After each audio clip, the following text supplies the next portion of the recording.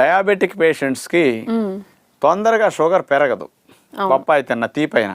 ఎందుకు పెరగదంటే ఇందులో ఉన్న లో గ్లైసిమిక్ ఇండెక్స్ అంటారు. పండ్లల్లో షుగర్ పెంచని పండ్లల్లో మొట్టమొదటి రకం జామకాయ, రెండవది బొప్పాయి అని సైంటిస్టులు ఇవ్వడం జరిగింది అనమాట. తిన్నప్పటికీ త్వరగా రక్తంలోకి వెళ్ళి రక్తంలో చక్కెర స్థాయిని పెంచే గుణం వీటికి ఉండదు అనమాట.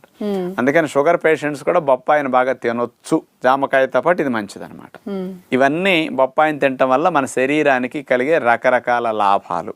అయితే డాక్టర్ గారు, చాలా మంది ఆడవాళ్ళు పీరియడ్స్ లో ఉన్నప్పుడు, అంటే ఋతుస్రావం జరుగుతున్నప్పుడు బొప్పాయి తినకూడదు, బ్లీడింగ్ ఎక్కువ అవుతూ ఉంటుంది, నొప్పులు వస్తాయని చెప్తూ ఉంటారు.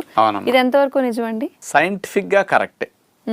పచ్చి బొప్పాయి గనక తింటే అబార్షన్స్ అయిపోతాయి.